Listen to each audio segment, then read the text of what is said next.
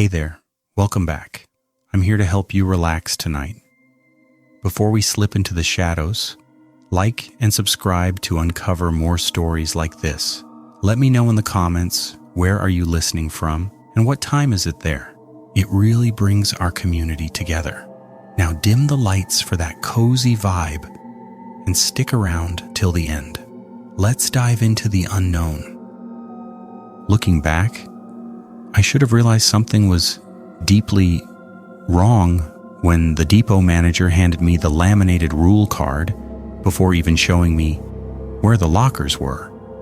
But when you're 24 with a suspended license, an eviction notice taped to your apartment door, and exactly $43 in your checking account, you don't ask too many questions about a job paying $28 an hour to wash trains. The manager was a wiry man in his late 50s named Henrik Svensson, with the kind of weathered face that suggested he'd spent decades underground. His handshake was cold and oddly damp, and he never quite looked me in the eye during the entire interview, which lasted all of 3 minutes. "You start tonight," he said, sliding the paperwork across his cluttered desk. 11 p.m. to 7 a.m. Most people can't handle the overnight. The isolation gets to them. But you seem... He paused, searching for the right word. "Resilient." The way he said resilient made my skin prickle, but I forced a smile. Resilient was good, right? That's what employers wanted. "Perfect," I said. "I can start whenever you need me." Henrik nodded slowly. "Good. The night crew is small. Just 3 of you down here. You'll meet Petra and Jules when you arrive tonight. They'll show you the basics." He stood abruptly, signaling the interview was over. "One more thing, Declan." He pulled a laminated card from his desk drawer and placed it in front of me.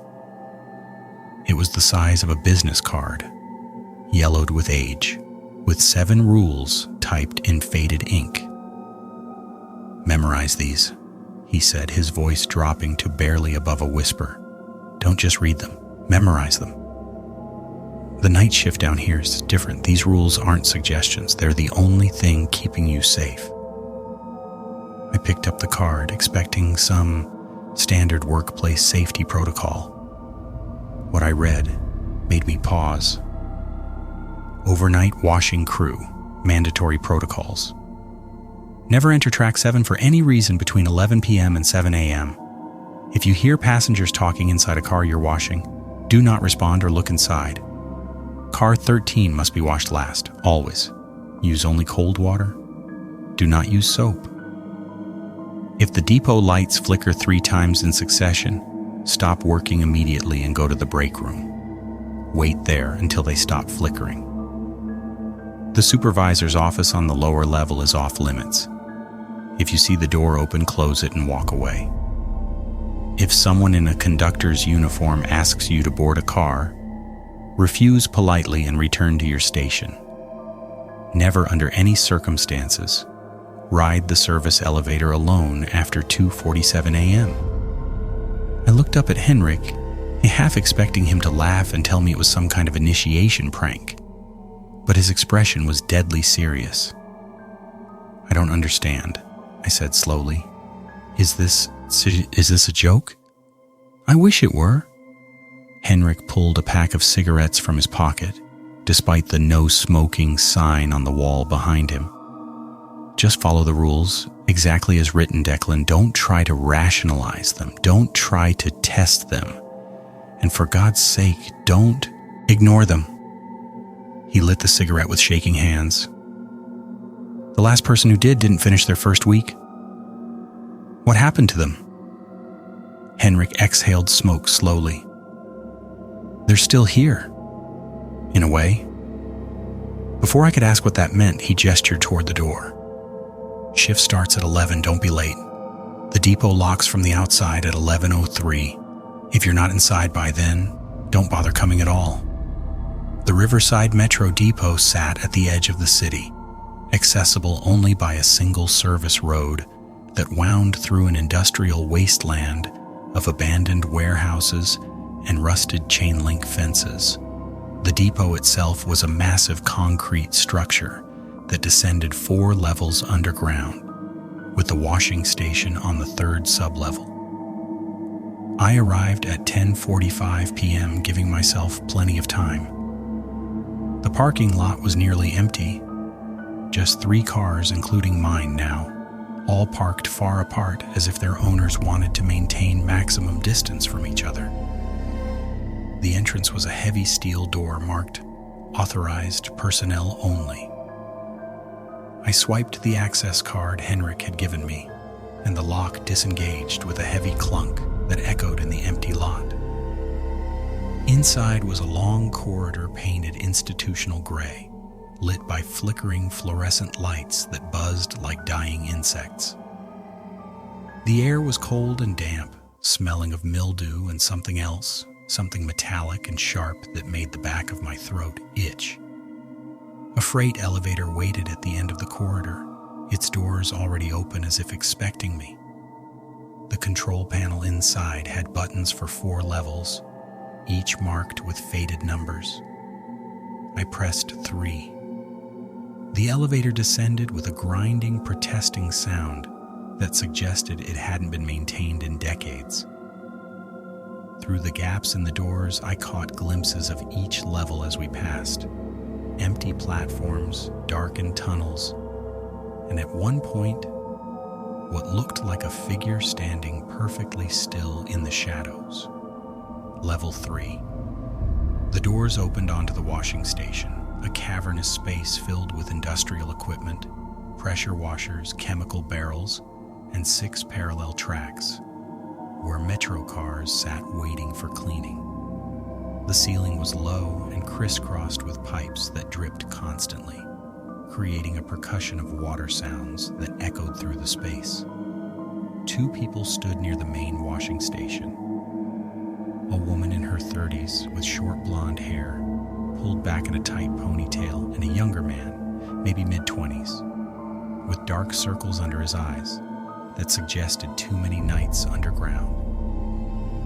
"You must be Declan," the woman said, not bothering with a smile. "I'm Petra Holmgren. This is Jules Beaumont.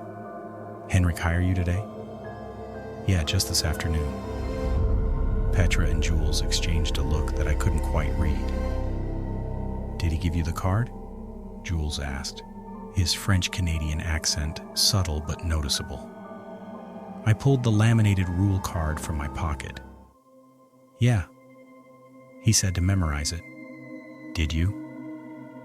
Petra's tone was sharp, almost demanding. I read through it a few times on the drive. "Over. That's not good enough." Petra grabbed my wrist, her grip surprisingly strong. "Rule 3, what does it say? Exactly." "Car 13 must be washed last, always. Use only cold water. Do not use soap." She released me. "Good." "Rule 7? Never ride the service elevator alone after 2:47 a.m. Petra nodded to Jules, who visibly relaxed. "He might actually make it past tonight," she said, though she didn't sound particularly optimistic.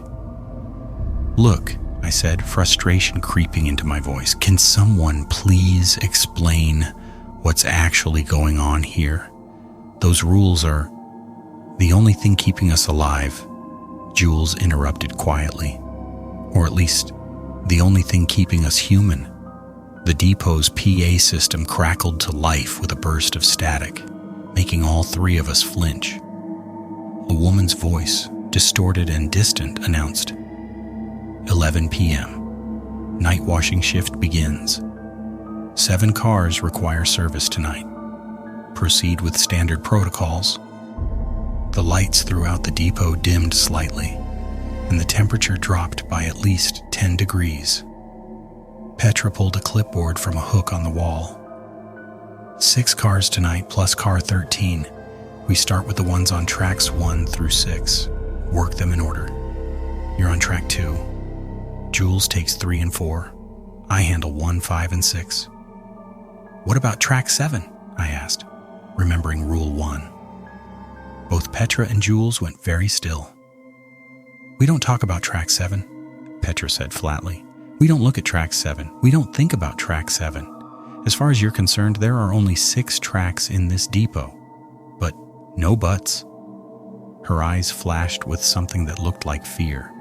"You want to know what happened to the last person who broke Rule 1? Go look at Track 7 right now. I dare you. See how long it takes before you're screaming to get out." I looked toward the far end of the depot, where Track 7 sat in deeper darkness than the rest. Even from this distance, something about it seemed wrong. The shadows there were too thick, too solid, and the air above the track seemed to shimmer like heat haze despite the cold. "I'll stick to Track 2, I said quietly. "Smart choice." Jules handed me a pressure washer nozzle and a thick rubber hose. "Car on Track 2 is a standard 6000 series. 4 cars, minimal interior cleaning needed. Just exterior wash, windows, and undercarriage flush.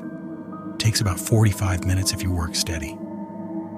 He showed me the basics. How to operate the pressure washer where the chemical mixing station was. How to position the scaffolding for reaching the roof. Standard janitorial work, nothing I couldn't handle. "One more thing," Jules said as I prepared to start. "If you hear anything weird, voices, music, footsteps, ignore it. This place plays tricks on you, especially between midnight and 3 a.m. "Tricks? You'll see. Just remember the rules and you'll be fine." The first car went smoothly enough. I fell into a rhythm. Spray down the exterior, scrub the windows, flush the undercarriage, repeat. The metro car sat silent and dark, just a normal train waiting for its morning run. By the time I finished, it was 11:52 p.m. I moved the scaffolding to Track 3 to help Jules with his second car. He worked with mechanical efficiency, barely acknowledging my presence. At midnight exactly, something changed. The temperature dropped again, this time noticeably enough that my breath fogged in front of me. The constant dripping from the ceiling pipes seemed to synchronize, creating a rhythm that sounded almost like footsteps. And then I heard it. Voices. They came from inside the car I'd just finished washing on Track 2.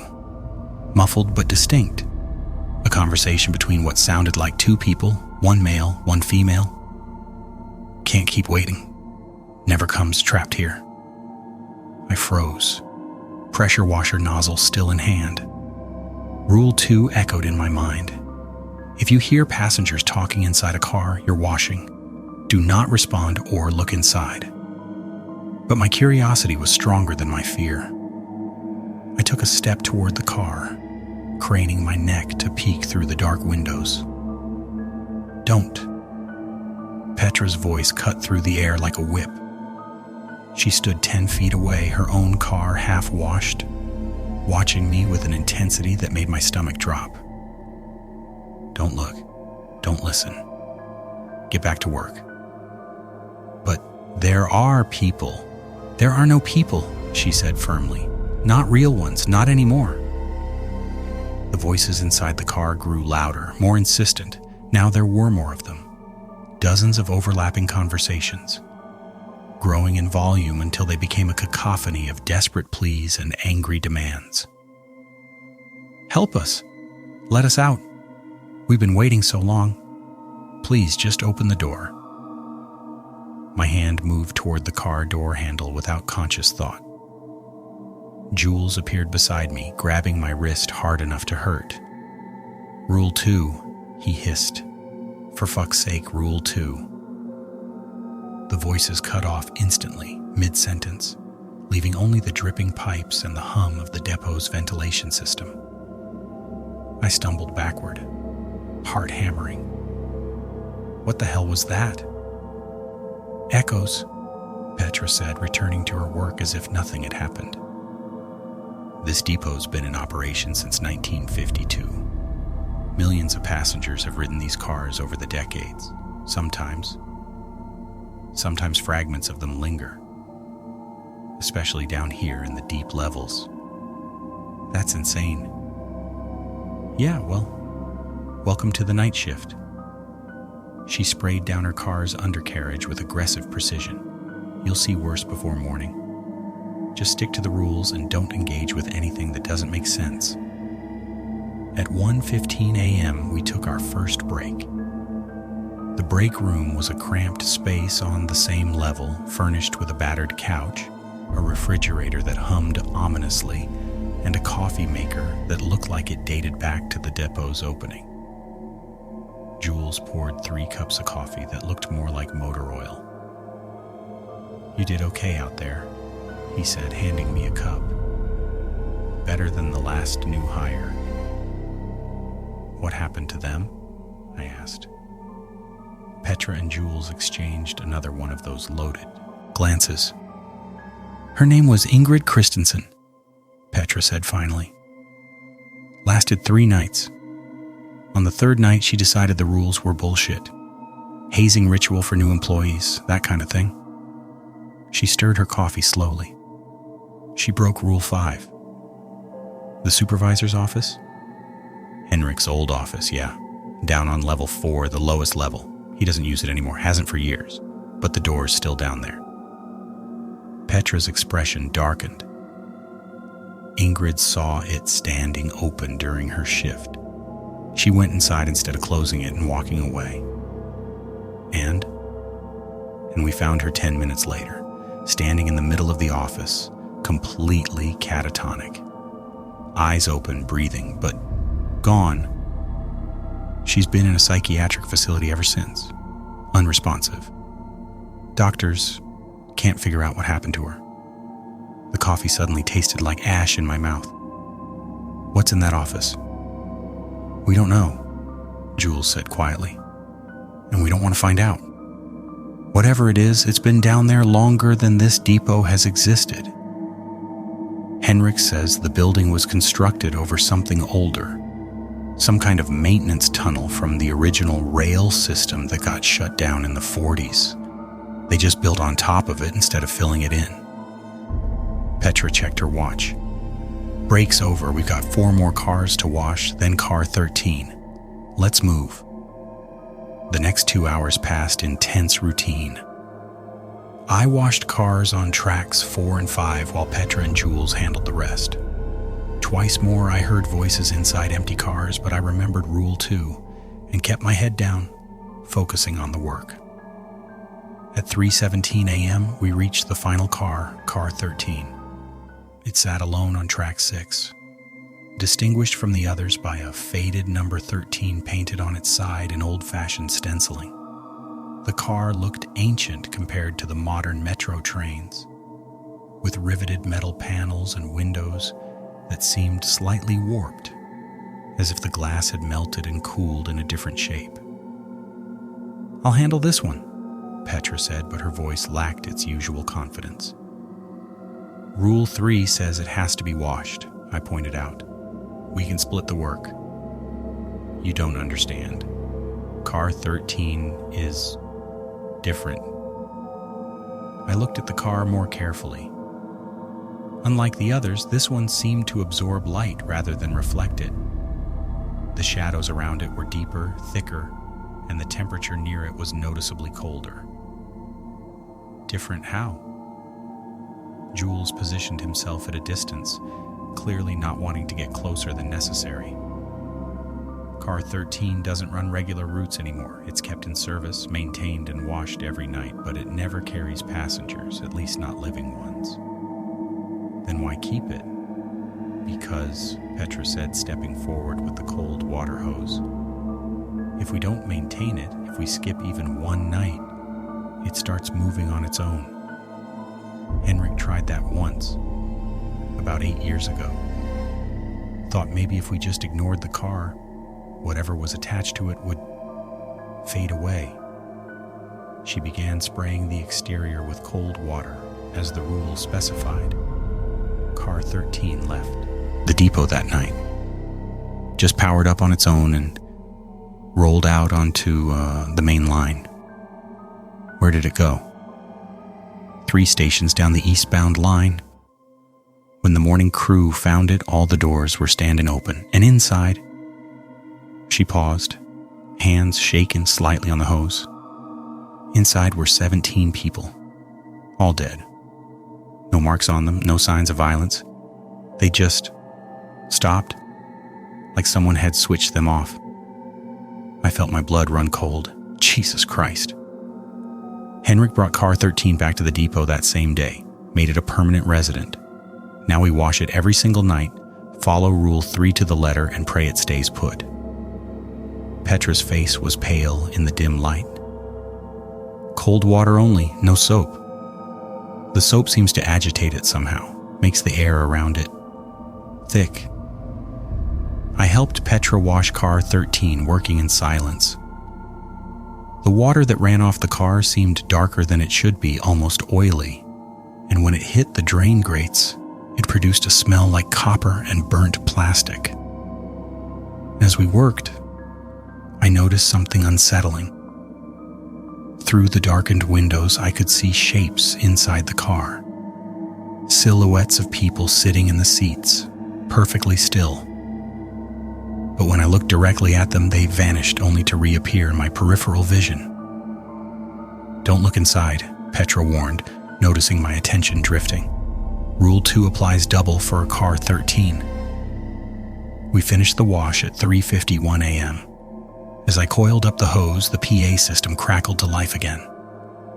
"All washing crews report current status." Petra pressed a button on a wall-mounted intercom. "Track 2 crew, 6 standard cars complete. Car 13 complete. All protocols followed. Static then. Acknowledged. Proceed to post-wash inspection." "Post-wash inspection?" I asked. Jules sighed. "We have to check each car one more time before the shift ends. Make sure nothing's been missed. It's usually quick, but after 4 a.m., things get weirder. The barrier between this place and whatever else is down here gets thinner. The inspection of the first 5 cars went smoothly, but when we reached car 13 at 4:23 a.m., something was wrong.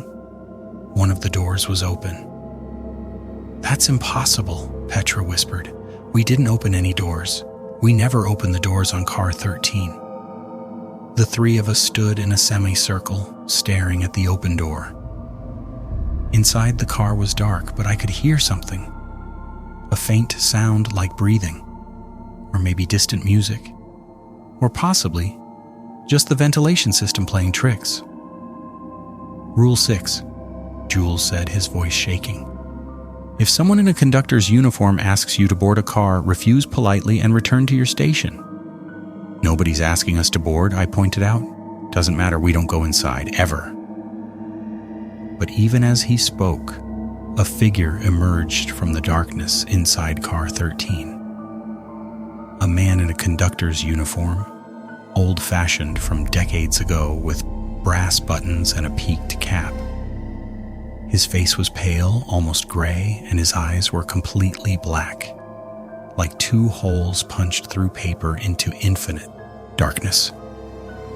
"Good evening," he said, his voice oddly hollow. "I'm Inspector Wilhelm Kruger. I'm here to conduct the monthly compliance review. Please board the car for evaluation." None of us moved.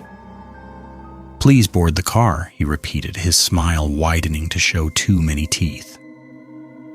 "It's mandatory for all night shift personnel." "We respectfully decline," Petra said, her voice surprisingly steady despite the fear in her eyes. "We need to return to our station." Inspector Kruger's expression didn't change, but the air around him seemed to ripple. "You misunderstand. This is not a request.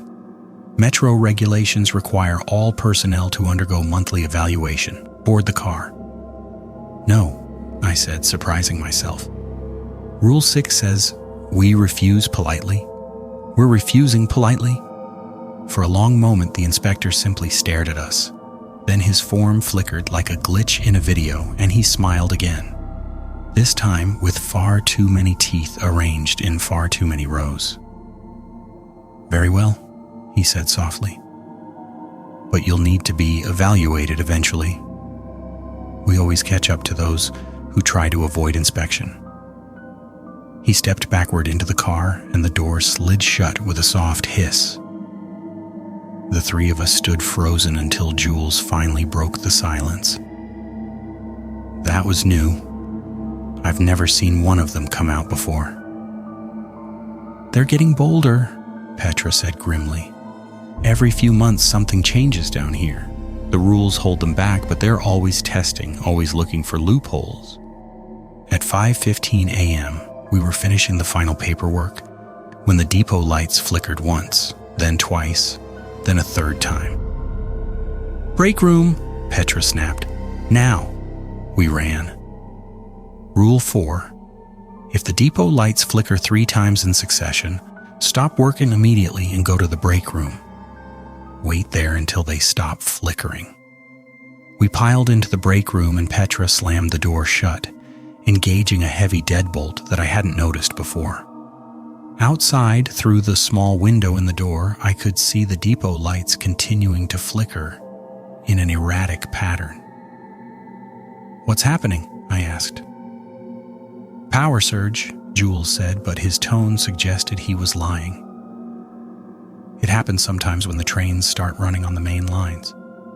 Feedback through the electrical system. Bullshit, I said. What's really happening? Petra and Jules looked at each other, having another one of their silent conversations. Fine, Petra said finally. You've made it this far. You deserve the truth. When the lights flicker like that, it means something's moving through the depot. Something from the deeper levels. From level 4? Below level 4, there are maintenance tunnels down there that go even deeper. They're not on any official maps, and they predate the modern metro system by decades, maybe longer. She peered through the window, watching the flickering lights. Sometimes things come up from down there. We don't know what they are exactly, but they're drawn to motion and sound. If we're in the break room with the door locked, they usually just pass through and go back down. Usually.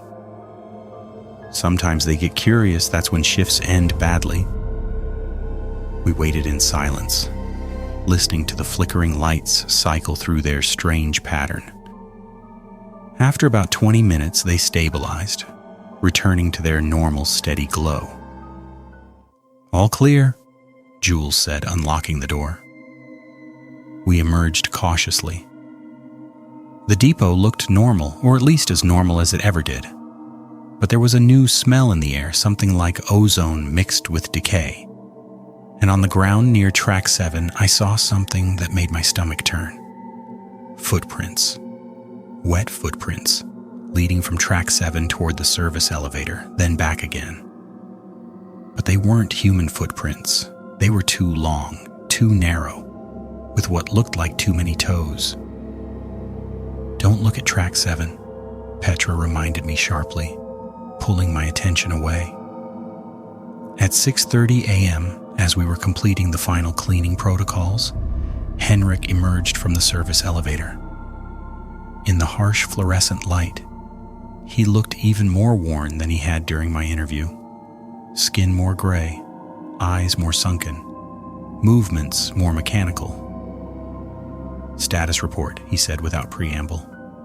All cars serviced, Petra replied. Car 13 completed per protocol.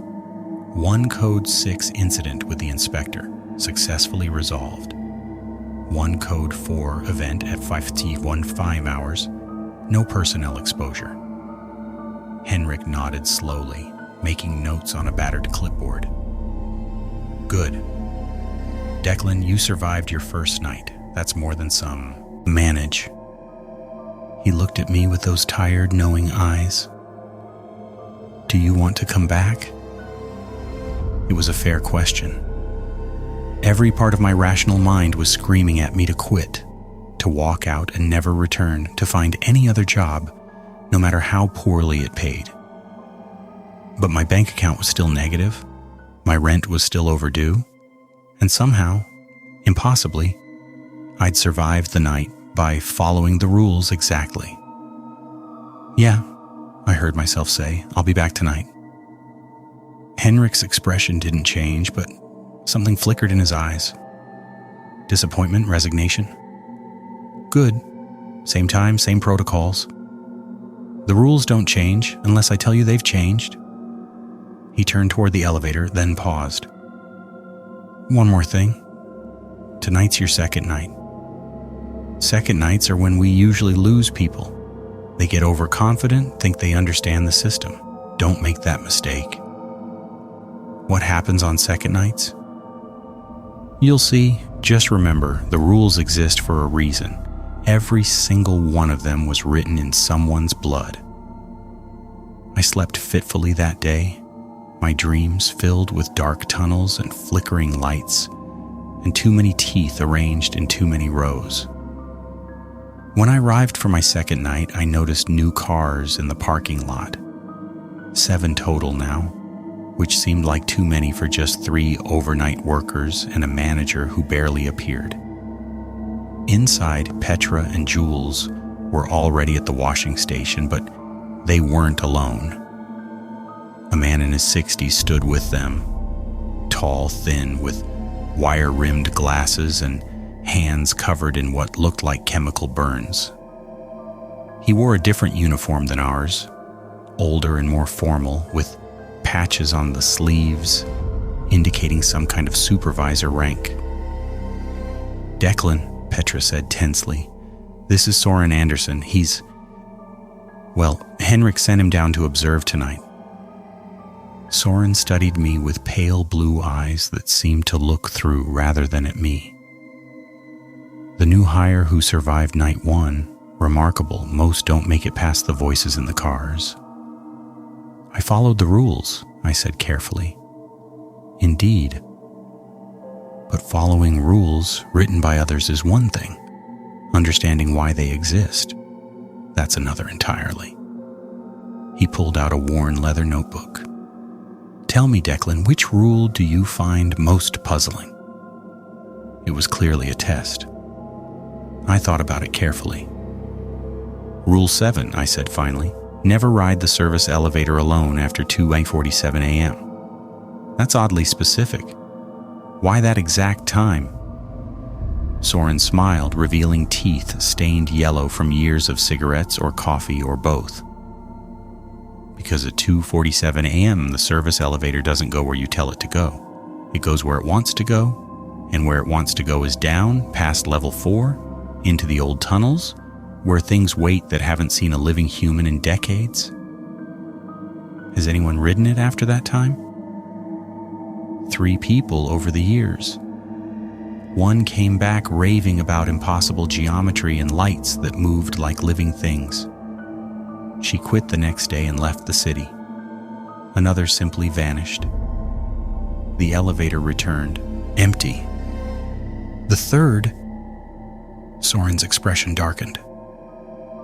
The third came back, changed, physically altered. Henrik had to retire him on medical grounds. He lives in a care facility now, unable to speak, unable to function, just sitting and staring at walls while he draws the same symbol over and over and over. "What symbol?" Instead of answering, Soren opened his notebook and showed me a page covered in repeated sketches. A spiral made of interlocking lines that hurt to look at, creating an optical illusion of infinite depth. This, the symbol of whatever lives in the deep tunnels, whatever came first, before the depot, before the trains, before any of this. He closed the notebook. "Now, shall we begin tonight's shift?" The night proceeded much like the first, washing cars, ignoring voices, following the protocols with mechanical precision. But Soren's presence changed the atmosphere. He didn't help with the work. Instead, he observed, taking notes, asking occasional questions, always watching. At 1:30 a.m., as I was finishing track 3, he approached me. "Tell me about the inspector," he said. "The one in the conductor's uniform, what did he look like?" I described the encounter. The gray skin, the black eyes, the too many teeth. Soren nodded as if I'd confirmed something. "Inspector Wilhelm Kruger. He died in 1987 during a tunnel collapse on the old East Line. 33 years ago, but he's still down here, still conducting inspections." He tapped his pen against his notebook. "The question is, what is he inspecting for?" "I don't understand." "The entities down here, the echoes, the inspectors, whatever moves through during the light flickers, they all serve a function. They're not random hauntings, they're part of a system, a hierarchy." Soren gestured to the cars around us. "This depot is a threshold, Declan, a place where the normal world and something else intersect. The rules keep that intersection stable. Break them, and the barrier weakens." "What's on the other side?" Before Soren could answer, the PA system crackled to life. "All personnel. Code 5 event in progress. Lower-level supervisor's office door found open. Proceed with emergency protocols." Petra went pale. "That's impossible. Nobody's supposed to be on level 4 at night." "Henrik's down there," Jules said, checking his phone. "He texted me 10 minutes ago saying he needed to retrieve old maintenance logs from the archive room." Soren was already moving toward the service elevator. "We need to close that door, now, before anything comes through." "But Rule 7, I protested. "After 2:47. It's 1:47. We have time. Move." The four of us crowded into the service elevator. Soren pressed 4, and the elevator began its grinding descent. Level 4 was different from the washing station. The ceiling was lower, the walls older brick instead of concrete, and the lights were dim yellow bulbs that cast strange shadows. The air smelled of mold and something else, something that reminded me of the oily water that had run off car 13. The supervisor's office was at the far end of a narrow corridor. Its door stood wide open, spilling light from within. Except the light was wrong, flickering and greenish, and it moved in ways that didn't match any physics I understood. Henrik stood in the doorway, staring inside, completely motionless. "Henrik," Petra called. "Step back from the door." He didn't respond, didn't even turn to acknowledge us. Soren grabbed my shoulder. "Stay here, all of you. I'll handle this." He approached Henrik carefully, speaking in a low voice I couldn't make out. For a long moment, nothing happened. Then Henrik blinked, his head turning slowly toward Soren as if waking from a deep sleep. Whatever Soren said next made Henrik stumble backward, away from the door. Soren moved forward, grabbed the door handle, and with a single swift motion pulled it shut. The greenish light vanished. The strange smell dissipated. The corridor returned to its normal oppressive gloom. Henrik collapsed against the wall, breathing hard. "I heard voices," he said hoarsely. "My wife. My daughter. They were calling me, said they were waiting inside, that I just needed to come in and everything would be okay." "Your wife and daughter have been dead for 15 years, Soren said, not unkindly. "You know what's in that office, isn't them?" "I know. But hearing their voices..." Henrik closed his eyes. "It's getting stronger. Every year it gets a little harder to resist." We rode the elevator back up in silence. When we reached level 3, Henrik pulled me aside while the others returned to their stations. "You need to understand something," he said, his voice barely above a whisper. "This job is not just about washing cars. It's about maintaining a containment, keeping something sealed away. The 7 rules aren't workplace safety, they're a binding ritual performed every night to keep the threshold stable. What exactly are we containing? Henrik looked at me with eyes that held decades of exhaustion. I don't fully know. The depot was built in 1952 on the site of something older, an underground passage from the original 1890 subway system, and that was built over something older still. The records go back to the 1700s, maybe earlier, different names for it in different eras, the deep line, the shadow track, the conductor's passage. But it's always been the same thing, a path that goes down instead of forward into places that shouldn't exist. And Car 13? Car 13 is the gate. As long as we maintain it, wash it every night with cold water, no soap, exactly as the ritual requires, it stays closed. Miss even one night and it opens. What comes through? He trailed off. Let's just say the 17 deaths weren't the worst possibility. I spent the rest of the night in a daze, going through the motions of the work while my mind raced. Everything clicked into place.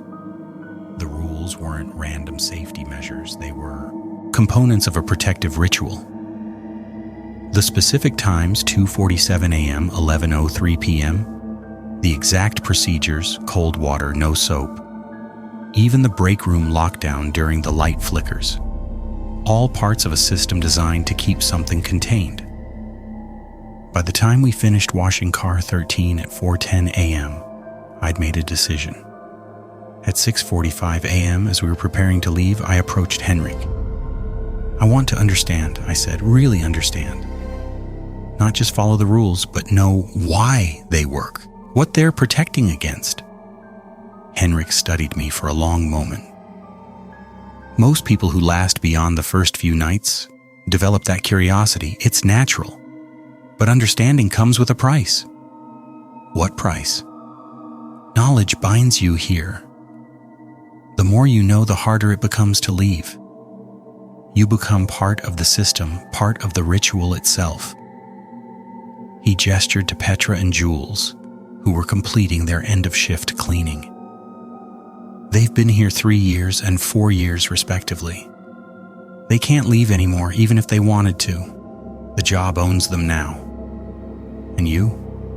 15 years. I'm as much a part of this depot as the tracks and the tunnels. If I try to leave for more than a few days, I get physically ill. The connection pulls me back. His expression was a mixture of resignation and something else. Maybe acceptance, maybe even peace. But in exchange, I keep people safe. The ritual holds. The threshold stays sealed. That counts for something. I thought about my overdue rent, my suspended license, my complete lack of other options. And beneath that practical desperation, I felt something else stirring. That same curiosity that had nearly made me look inside the car on my first night. A need to understand, to see behind the curtain no matter the cost. Teach me, I said. Henrik nodded slowly. All right, but remember you asked for this? What comes next? You chose. Over the following nights, my education deepened. Henrik explained the origins of each rule, the specific entities they protected against, the history of the depot and the threshold it guarded. Rule 1, never enter Track 7, existed because Track 7 was the original threshold point, the place where the modern depot directly connected to the older tunnels beneath. Standing there too long meant exposure to what Henrik called the deep frequency, a vibration or resonance that affected human consciousness in unpredictable ways. Some people who'd violated Rule 1 became catatonic. Others became something else. Changed. Rule 2, don't respond to voices in the cars, was necessary because the voices were echoes. Fragments of consciousness from passengers who died on the metro over the decades, drawn to the threshold and unable to move on. Engaging with them gave them strength, made them more solid, more present. Eventually they could manifest physically, displacing the living people who'd acknowledge them. Rule 3, wash car 13 last with cold water only, was the most critical. Car 13 had been the first car to travel the deep line back in 1952, an experimental run to test the newly built tracks. It had gone down into the old tunnels and come back changed. Washing it with cold water was a purification ritual, keeping it dormant. Soap activated something in the car's metal, made it resonate with the deep frequency. Rules 4 through 7. Each corresponded to different protective protocols, ways to avoid specific entities or phenomena that emerged at particular times or under particular conditions. On my 7th night, the end of my first week, I finally asked the question that had been building since the beginning. Why do this at all? Why not just seal off the depot, demolish the whole thing, build something else? Henrik smiled grimly. They tried that in 1974. Shut down operations for 6 months, brought in a demolition crew. On the 3rd day of demolition, the entire crew, 17 men, walked into the tunnels on level 4 and never came back. Search teams found parts of them, but not enough to account for 17 people. The rest just vanished. So we're stuck maintaining this place forever? Not forever. The ritual needs to be performed nightly to keep the threshold stable. But the work rotates. You can leave after a year if you want, as long as someone else takes your place. The system requires 3 workers minimum. That's the binding number. 3 points of contact, 3 consciousnesses holding the barrier. But you said Petra and Jules can't leave? They can't leave because they don't want to. The longer you work here, the more you become attuned to the threshold. You start to sense things. The rhythms of the deep line, the patterns of the entities, the structure of the ritual itself, it becomes part of you. Leaving would feel like amputating a limb. I didn't fully believe him until the end of my 2nd week, when I realized he was right. I'd started to sense things, subtle changes in air pressure that warned of an approaching entity, variations in the sound of dripping water that indicated when the threshold was stable versus when it was thinning. I could feel Car 13's presence, even when I wasn't looking at it, a cold weight in the back of my mind. And strangest of all, I'd started to dream about the deep line. In these dreams, I walked through tunnels that spiraled downward forever, passing stations that had never existed in the waking world, seeing passengers whose faces were just smooth planes of flesh. On my 15th night, I met one of those passengers. In reality, it was 3:15 a.m. We were washing the standard cars, working in our usual rhythm, when I heard footsteps behind me. I turned to find a woman standing 10 feet away. She wore clothes from the 1960s, a modest dress, white gloves, a pillbox hat. Her face was beautiful but wrong, the proportions slightly off, like a painting where the perspective had been calculated incorrectly. "Excuse me," she said in a voice that had too much echo. "Can you tell me when the next train arrives? I've been waiting for such a long time." Rule 2, don't respond to passengers.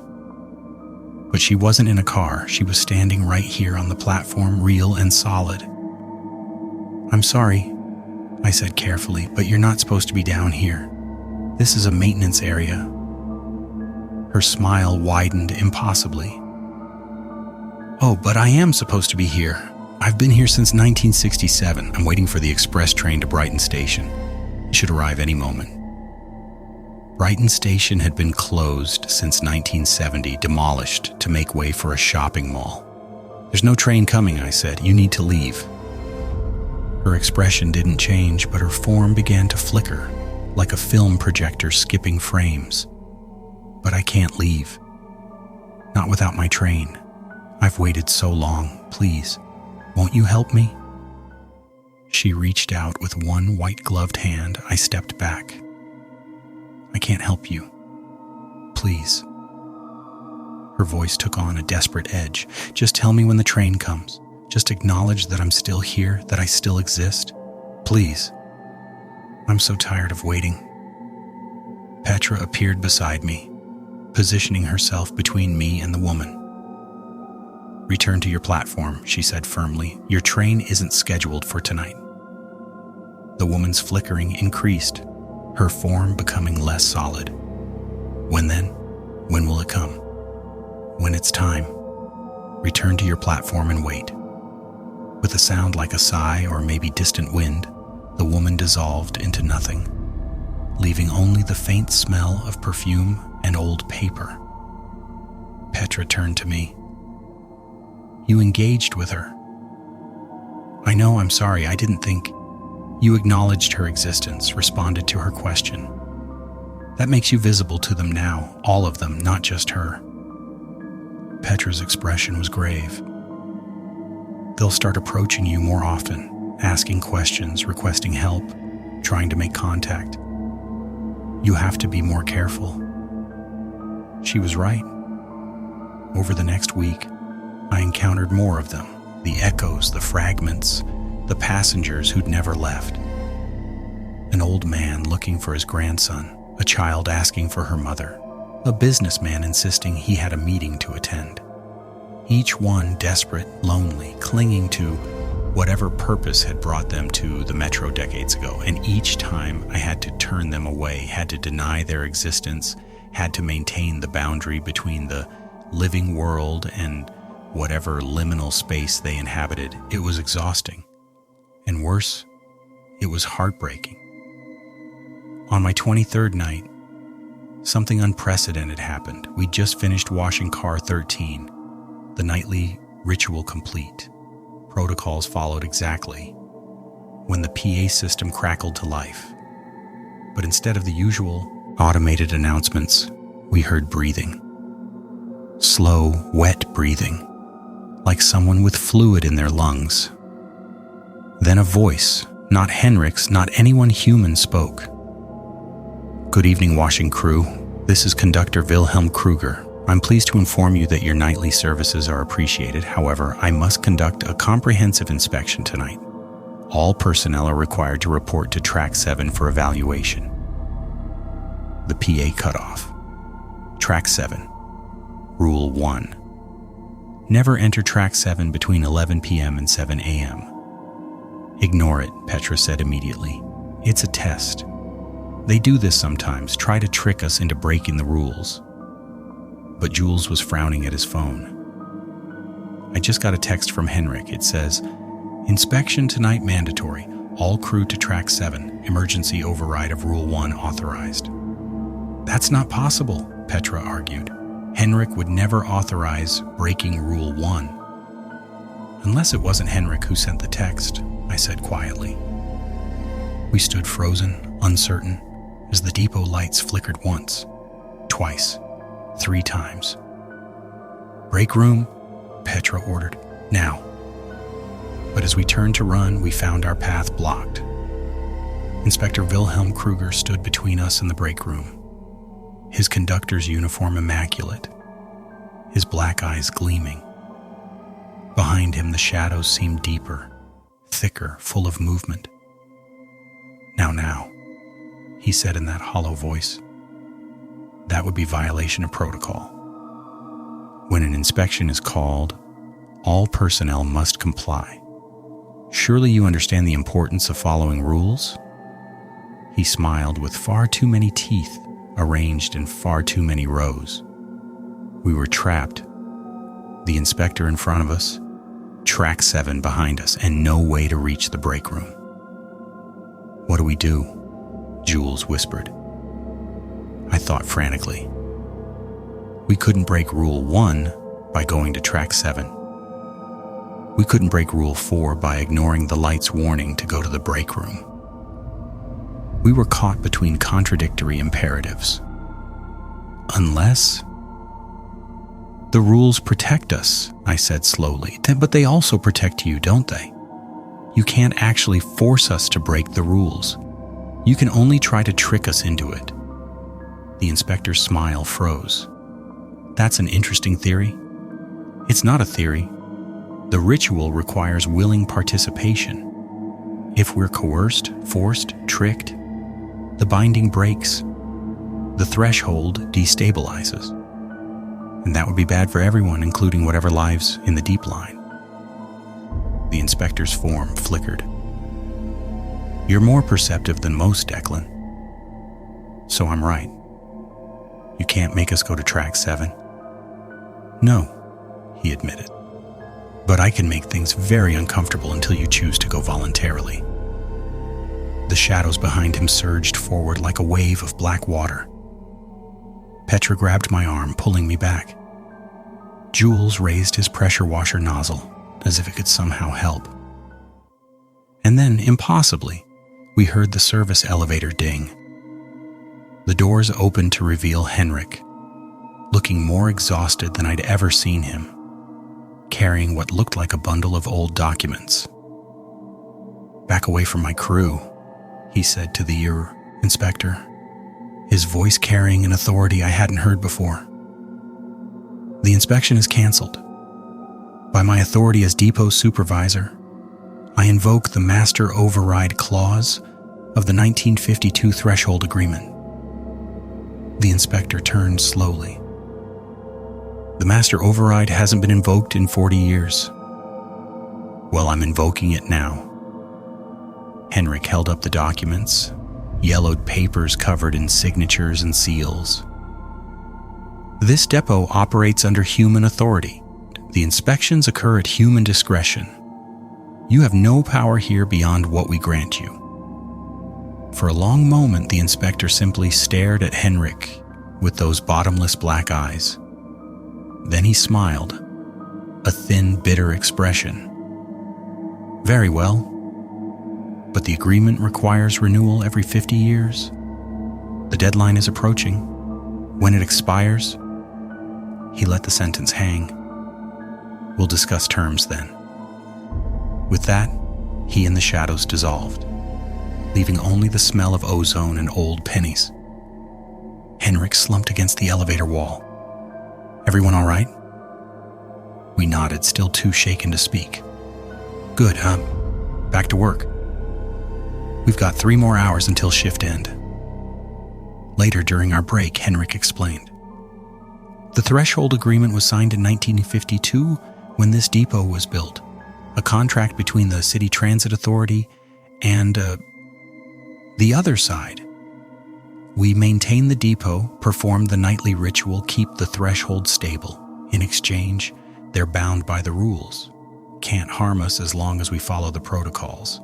Can't expand beyond their designated spaces. But the agreement expires? I asked. Every 50 years, it needs to be renewed. New terms negotiated, and that deadline is coming 6 months from now. Henrik lit a cigarette with shaking hands.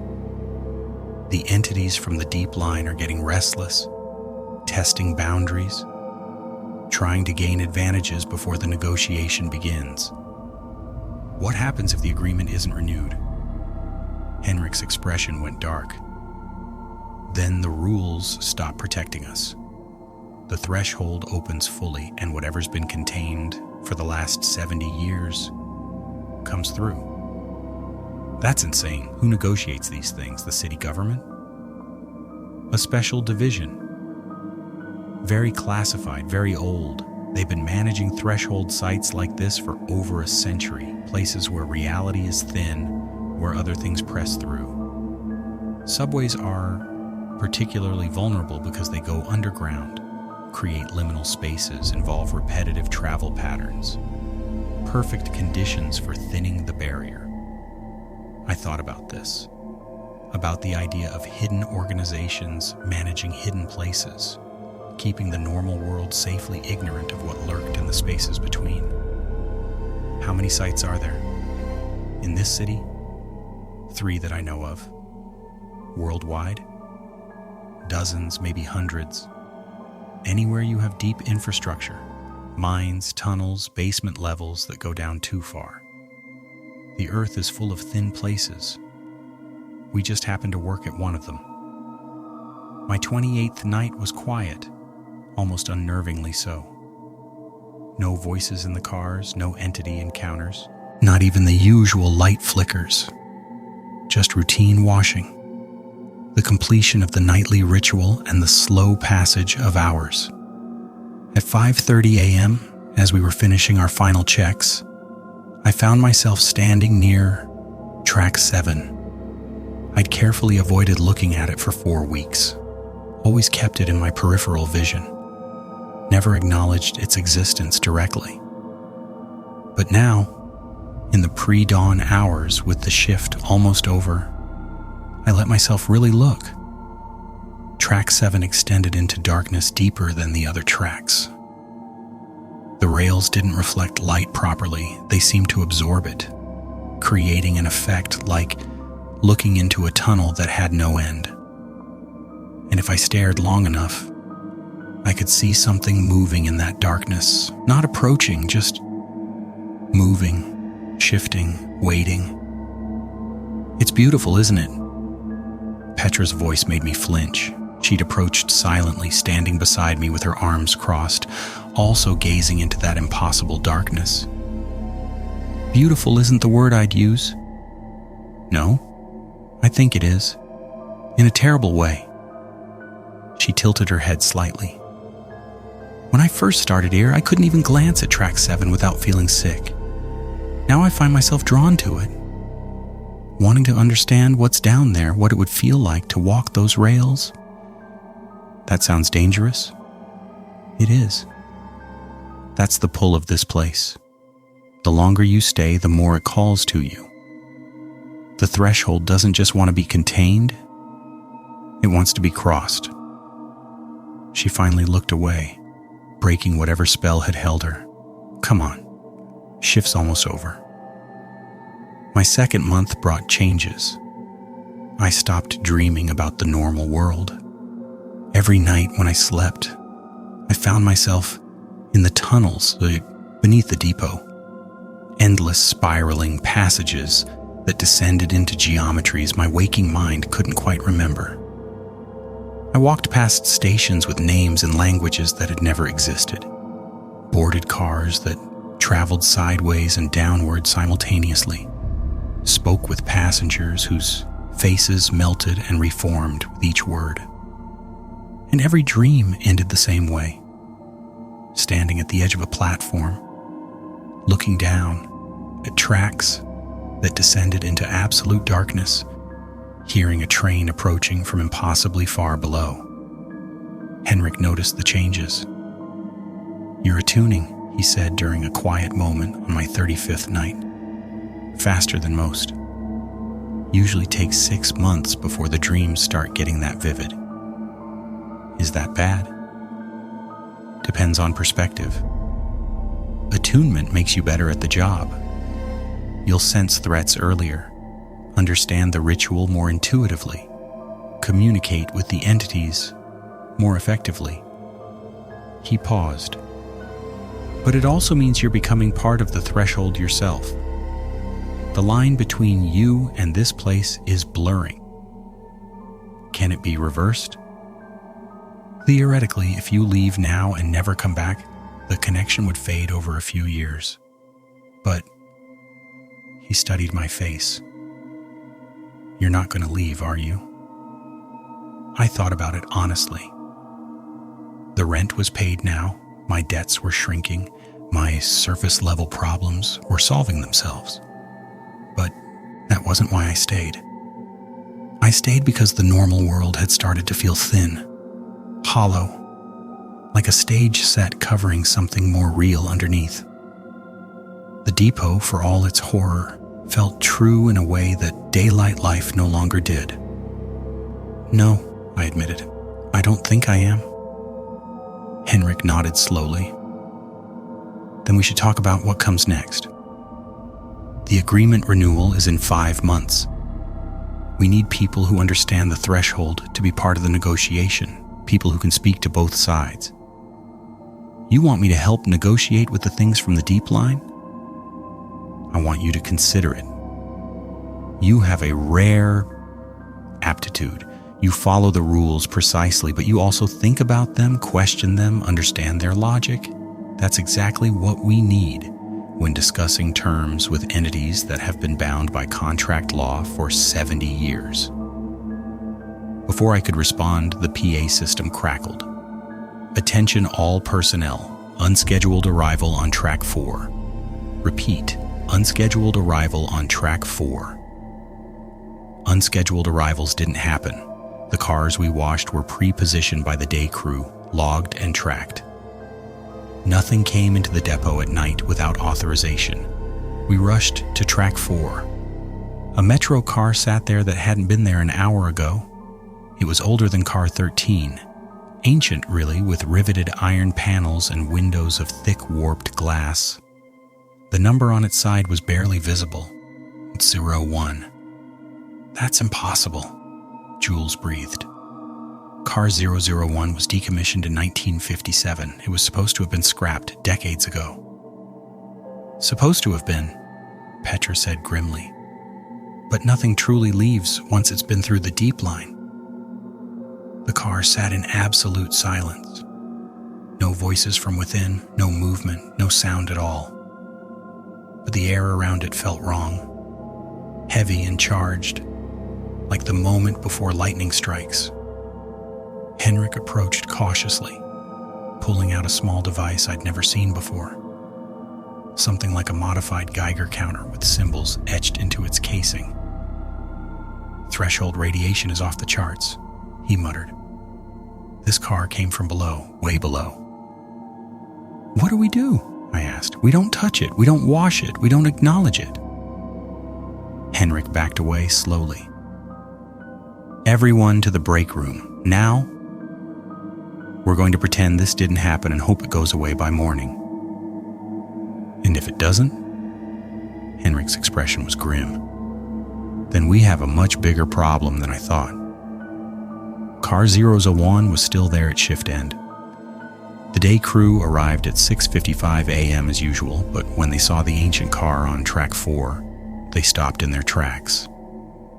I watched through the break room window as their supervisor, a woman I'd never met, made a phone call, her face pale. Within an hour, people in suits arrived. Not transit authority officials, these were something else. They wore identical gray suits, carried identical briefcases, and moved with an unsettling synchronization that suggested either military training or something less human. Henrik met with them while we were dismissed for the day. But before I left, he pulled me aside. Don't come back tonight, he said quietly. Take the night off, all of you. I'll handle things. What's going on? Car 001 is a herald. It appears before major threshold events, breaches, negotiations, sometimes wars. His voice dropped even lower. The last time it appeared was in 1987, right before the tunnel collapse that killed Inspector Kruger and opened the pathway that's been causing us problems ever since. What does it mean this time? It means they're not waiting for the agreement renewal. Something's changed. They're making a move now. I should have listened. Should have taken the night off, stayed in my apartment, tried to pretend I was still a normal person with a normal job. Instead, I came back at 10:45 p.m., just like every other night. The depot felt different immediately. The air was colder, the lights dimmer, and I could hear something I'd never heard before. A low vibration almost below the range of human hearing that seemed to emanate from everywhere at once. Track 4 was empty. Car 001 had vanished. But Track 7 had changed. The rails no longer disappeared into simple darkness. Now they glowed with a faint phosphorescence, illuminating a tunnel that hadn't been there before. A passage that angled sharply downward, carved through rock that looked far older than the depot's concrete foundations. And standing at the threshold of that passage was Henrik. He turned when he heard my footsteps. His face was haggard, aged 10 years since I'd seen him that morning. But his eyes held something new, a terrible resignation mixed with something almost like relief. "I told you not to come," he said. "What's happening?" "They've invoked an acceleration clause, something in the original agreement that allows either party to demand immediate renegotiation under certain circumstances." He gestured at the glowing tunnel. "They're calling us down tonight to discuss new terms." "Us?" "Me and whoever else is willing to go." He met my eyes. "I won't ask you to come, Declan. You've only been here 2 months. This isn't your fight." But even as he spoke, I felt it. The pull I'd been resisting since my first night. The threshold calling to me, inviting me to finally cross, to see what lay beyond the rules and rituals that had defined my existence for 8 weeks. "What happens if nobody goes?" "Then they interpret it as a breach of the agreement. The rules stop protecting us. The threshold opens fully." Henrik's voice was flat, reciting facts he'd memorized long ago. "Conservative estimates suggest casualties in the thousands before emergency containment could be established. And that's assuming containment is even possible at that point." I thought about the passengers on the metro above us, thousands of people traveling through tunnels every day, completely unaware of what lurked beneath their feet. I thought about the echoes I'd encountered, the desperate fragments of people who'd been caught in the threshold's pull. I thought about Ingrid Christensen, catatonic in a psychiatric facility, staring at walls while her mind wandered through impossible geometries. "I'll go with you," I said. Henrik studied me for a long moment. Then he nodded. "Petra and Jules are already inside. They went down an hour ago to establish initial contact." He pulled 2 items from his pocket, a laminated card and a small brass key. "Take these. The card lists the rules for threshold negotiation. The key opens the emergency exit on level 5. It's the only way back if things go wrong." I looked at the card. 7 rules just like before. Threshold negotiation protocols. Never agree to terms without full understanding of their implications. Never reveal your true name to any entity of the deep line. Never accept food or drink offered by the other party. Never promise anything you cannot deliver. Never threaten unless you're prepared to follow through. If an entity offers to show you the truth, decline. The negotiation ends when the lead negotiator says, "We are concluded. Until then, nothing is binding." "Ready?" Henrik asked. "No." "Good. Confidence is dangerous down here.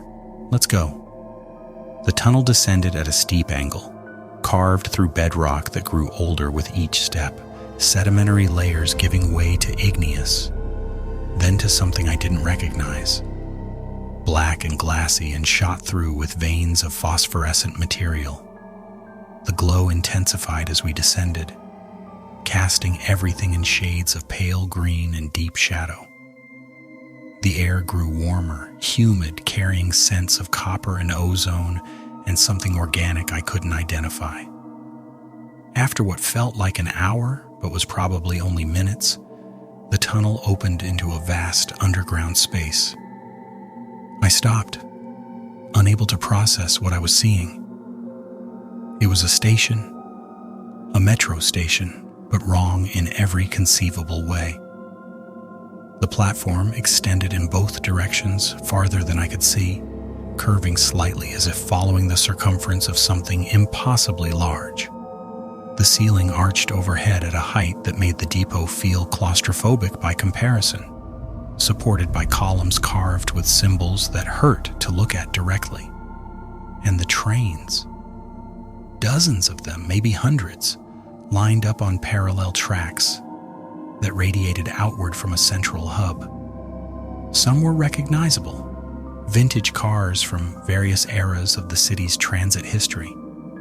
Others were things I had no words for, vehicles that seemed to fold through dimensions my eyes couldn't track, carrying passengers that existed only partially in physical space. "Welcome to Grand Terminal," Henrik said quietly. The first station, the one that everything else was built over. Petra and Jules waited near the platform edge, talking with a figure I recognized. Inspector Wilhelm Kruger, his conductor's uniform pristine, his black eyes gleaming in the phosphorescent light. "Ah, the night washing crew arrives at last," Kruger said as we approached. "How delightfully punctual. The commission will be pleased." "The commission?" I asked. "The governing body of the Deep Line. 7 entities, each representing a different aspect of threshold existence." Kruger's smile showed too many teeth. "They've been watching your performance with great interest, Declan. Your adherence to protocol, your growing attunement, your curiosity about the systems underlying your reality. Very promising qualities in a potential liaison." "I'm not here to become anything. I'm here to negotiate." "Aren't those the same thing?" Kruger gestured toward the central hub. "This way, please. The commission awaits." The hub was a circular chamber at the center of the station, ringed by 7 archways that led to tracks extending in different directions. In the center stood a table of black stone, and around it sat 7 figures that my mind initially refused to process. They weren't human, weren't even close to human. But they wore human shapes, like ill-fitting costumes, approximating features and proportions in ways that created an uncanny valley effect, so intense it made my skin crawl. "Representatives of the upper threshold," announced a voice that seemed to come from all 7 simultaneously. "You have answered our summons. The negotiation may begin." Henrik stepped forward, pulling out the worn documents he'd shown during the inspector incident. "Before we proceed, I invoke my rights under Section 7 of the 1952 agreement. I request a summary of the acceleration clause that was triggered and the specific demands the Commission wishes to make." One of the entities, taller than the others, with a face that shifted constantly between expressions, spoke in a voice like grinding stone.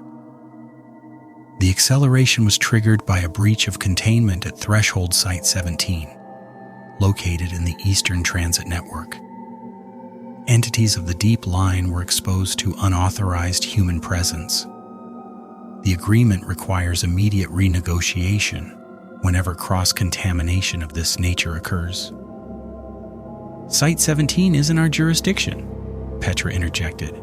"We're responsible for Site 3, the Riverside Depot. Why are we being called to negotiate?"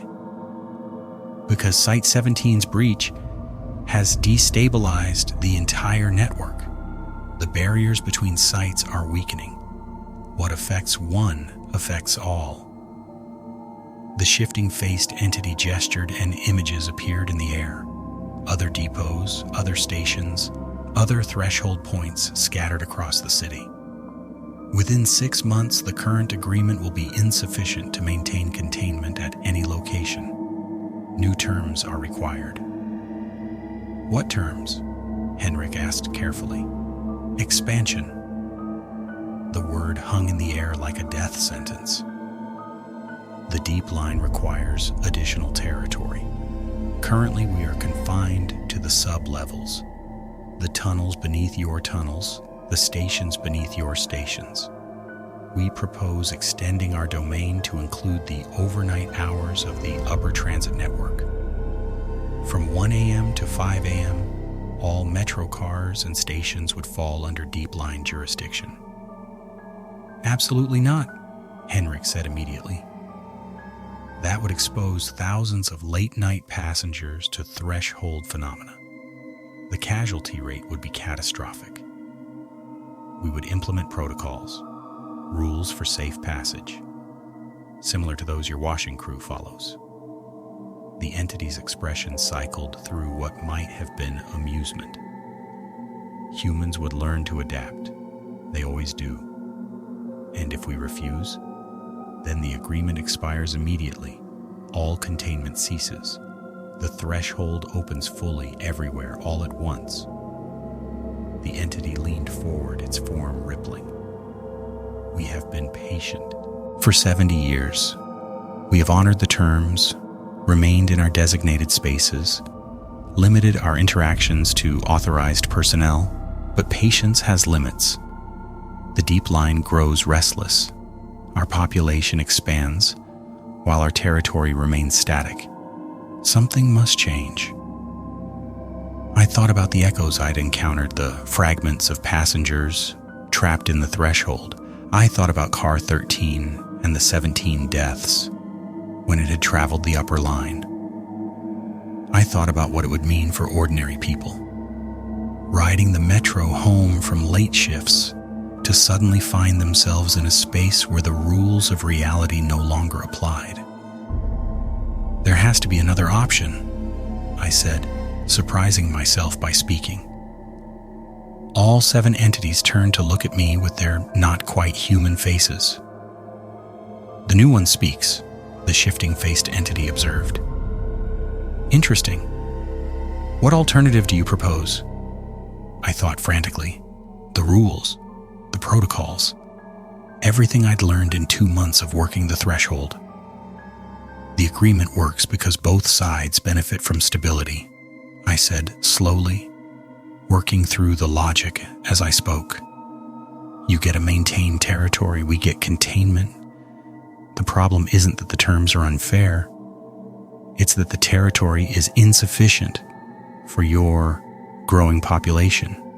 So instead of expanding into our space, what if we helped you expand into new space? Unused space? Explain. There are abandoned tunnels throughout the city, old subway lines that were shut down decades ago, maintenance passages that nobody uses, utility tunnels that have been sealed since the 1950s. I remembered what Henrik had told me about the depot being built over older infrastructure. What if we open those spaces to the deep line? You'd get new territory without encroaching on active transit areas. The threshold could expand downward and outward instead of upward. The 7 entities conferred silently, their forms rippling and merging briefly before separating again.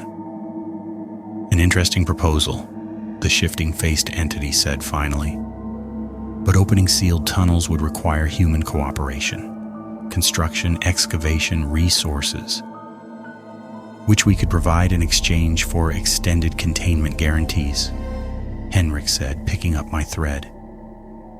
A modified agreement with territorial expansion built into the terms, implemented gradually over the next decade. You get the space you need. We maintain safety for the upper network. More silent conferring. The atmosphere in the chamber shifted, the oppressive weight lifting slightly. The Commission will consider this proposal, but we require something in return. A gesture of good faith. What kind of gesture? The shifting-faced entity turned its attention fully to me, and I felt the weight of its regard like a physical pressure. The new one, Declan, he shows remarkable attunement for such brief exposure. We propose that he serve as permanent liaison between the Commission and your surface authorities. A bridge between worlds. That's not his decision to make, Henrik started. Actually, I interrupted, it is. Everyone turned to look at me. Henrik with concern, Petra and Yules with something like recognition, the Commission with their unknowable alien attention. I thought about what this would mean. Permanent attunement, full integration with the threshold, a life spent straddling the boundary between human reality and whatever lay beneath. I would never be fully normal again, never fully belong to the daylight world. But hadn't that ship already sailed? The dreams, the sensing, the growing awareness of the threshold's rhythms, I was already changing. This would just formalize what was already happening. I have conditions, I said. The shifting-faced entity tilted its head at an angle no human neck could achieve. Speak them. First, I retain my autonomy. I advise and communicate, but I don't take orders. Second, the rules still apply to me. I follow protocols, same as any worker. Third, I can resign the position after 10 years if I choose, with no consequences. More silent conferring. Acceptable. But we add our own condition. You must complete a journey through the deep line. Travel the full circuit of Grand Terminal. See what you would be representing. Understand us as we truly are. The entity's approximation of a smile widened. Then, if you still wish to serve as liaison, the position is yours. I looked at Henrik, who shook his head slightly. A warning I chose to ignore. Agreed. The journey through the deep line took 3 hours, or 3 days, or possibly 3 minutes. Time moved differently in the threshold, and I quickly lost track of its passage. Kruger served as my guide, leading me through cars that transitioned seamlessly from one impossible reality to another. I saw stations carved from living crystal that sang when trains passed. I saw passengers who existed as pure sound, their forms nothing but vibrating frequencies that somehow registered as presence. I saw conductors who'd been human once, centuries ago, before the threshold had remade them into something better suited for eternal service. And I saw the deep line itself, the primal force underlying all of it, flowing through the tunnels like blood through veins. Not evil, not good, just other. A different kind of existence that had evolved parallel to human reality, occasionally touching, sometimes merging, always seeking expansion. We're not monsters, Kruger said as we traveled. I know that's how your stories paint us, the things in the dark, the entities that hunger. But hunger isn't malevolence, it's simply need. The deep line needs space to grow, needs consciousness to interact with, needs the boundary between our world and yours to remain permeable enough for exchange. What kind of exchange? Experience? Sensation? Meaning? Kruger's black eyes reflected lights that didn't exist in physical space. Human consciousness is remarkably dense. Your brief lives compress so much significance into such small packages. We feed on that density in a way, not consuming it, but resonating with it. When a passenger rides the metro thinking their thoughts, feeling their feelings, they leave traces, echoes. Those echoes nourish us. The voices in the cars, yes. Fragments that linger because they were particularly intense. Moments of joy, grief, revelation. We don't trap them, we simply preserve them. In a way, we're keeping your dead alive. It was a perspective I hadn't considered. The threshold as a kind of afterlife, unintended but real. The echoes not as prisoners, but as something closer to memories, maintained by the deep line's strange ecology. And the entities that attack us? The inspector, the passengers who try to interact, the things that come up during the light flickers? Younger members of our society, curious, impulsive, not yet understanding the protocols, like human teenagers who break rules to test boundaries. Kruger's smile held no malice. They'll learn. We have time. By the time we returned to Grand Terminal, something had shifted in my understanding.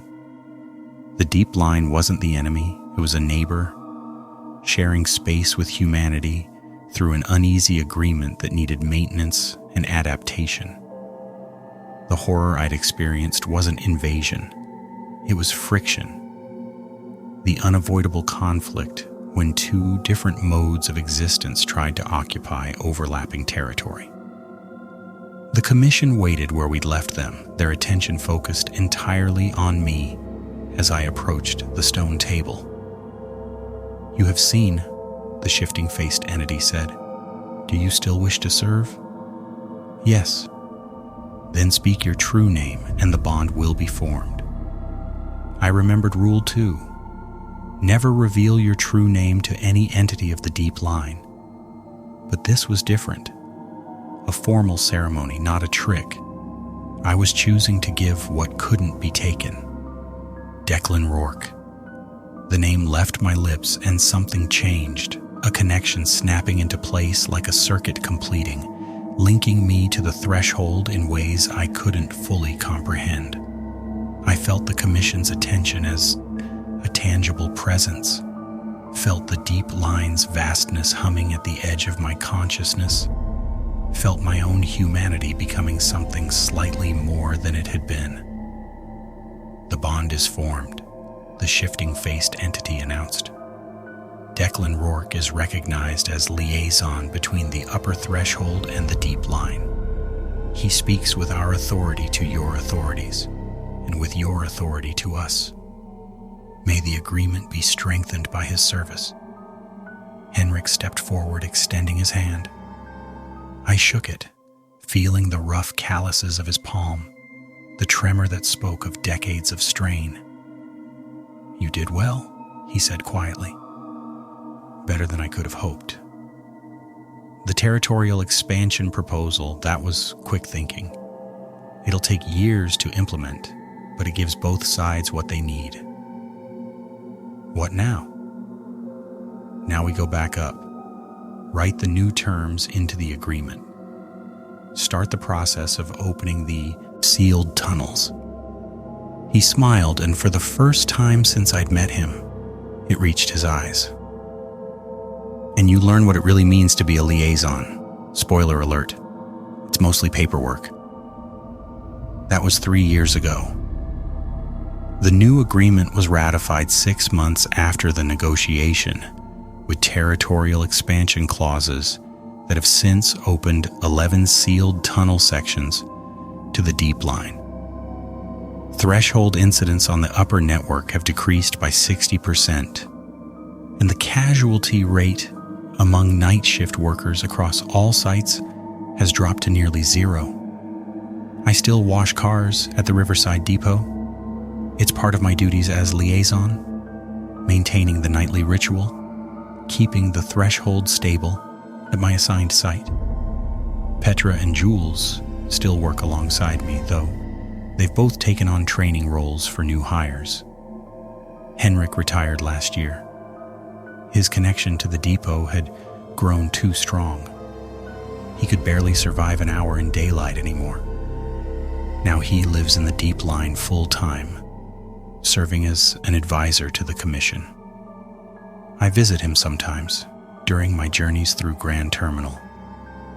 He seems happier down there, surrounded by the threshold he'd served for so long. The job still has its dangers. Entities still test boundaries. New workers still make mistakes. And the friction between worlds still generates occasional horror. Last month, a trainee ignored Rule 2 and spent 3 days trapped in an echo loop before we could extract her.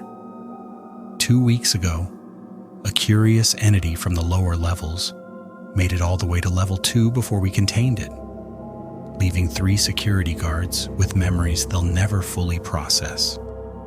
But mostly, things work. The rules hold. The agreement stands. The normal world continues above us, blissfully unaware of what flows through the tunnels beneath their feet. I'm writing this now because recruitment season is approaching.